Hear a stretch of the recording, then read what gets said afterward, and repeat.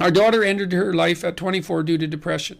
If someone is determined to end their life, how can one change their mind? Oh, well, first of all, I'm very sorry about that. That's a terrible thing. Look, I had this friend,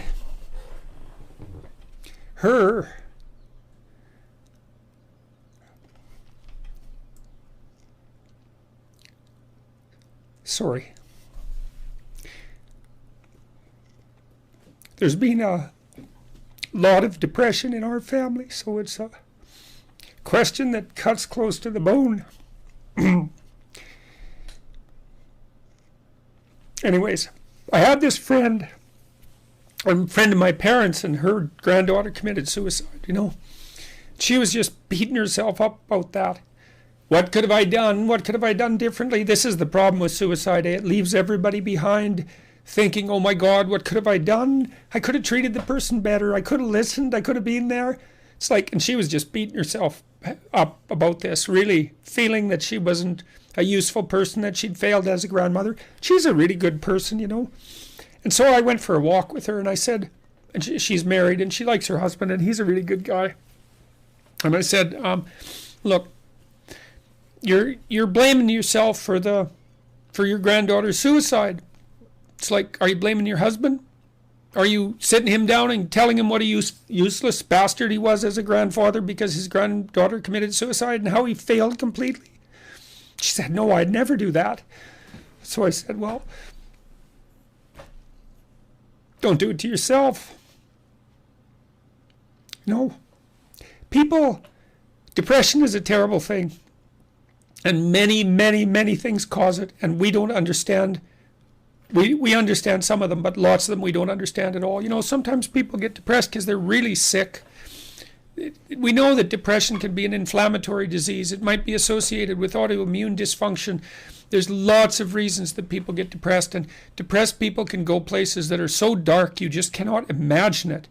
And it isn't necessarily the case that you can always rescue someone, you know. But drowning yourself in the aftermath of a suicide is not helpful. So there's a good room for self-forgiveness there, you know. I mean, maybe you did some things you shouldn't have done that were reprehensible and all of that, but you don't want to beat yourself up. Remember the presumption of innocence, right? Innocent until proven guilty. And you have to apply that to yourself. I think there are times when people are so depressed that there isn't anything that anyone can do. You know, and the depressed person thinks, and this is probably the worst part of it, the depressed person thinks, everywhere I look, it's nothing but catastrophe. And I can't see any way out of it. I can't see any path forward whatsoever. And then they think as well, and maybe it's the combination of these two thoughts that really make people suicidal. It's like, it's hopeless. It isn't going to get any better. No matter where I turn, there's no escape. The suffering is unbearable. And I'm absolutely no use whatsoever to anyone. It would be better for everyone if I was just gone, because if I'm not so much of a burden now that it's going to destroy their life, then I'm going to be that much of a burden in the future. And so it's hard to imagine what that's like for people, but it's dreadful.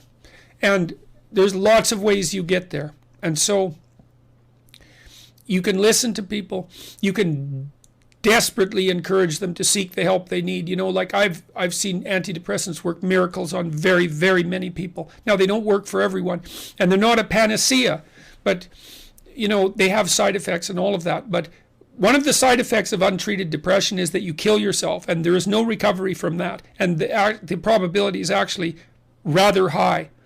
So you can go to war with them about antidepressants. If the person can't get out of their depression and they're suicidal, it's like, what do they have to lose? 1 month on antidepressants. They'll know. Well, they might have to experiment longer, because it would depend on, you know, some people respond better to some classes of antidepressants than the others. It's worth having a war with someone if they're in dire straits and they won't do everything they can to get better. ECT works, electroconvulsive therapy works for intractable depression.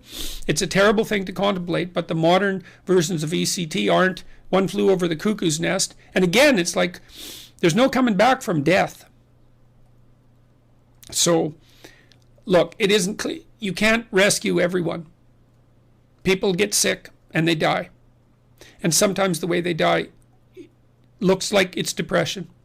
Depression is a multifaceted phenomenon.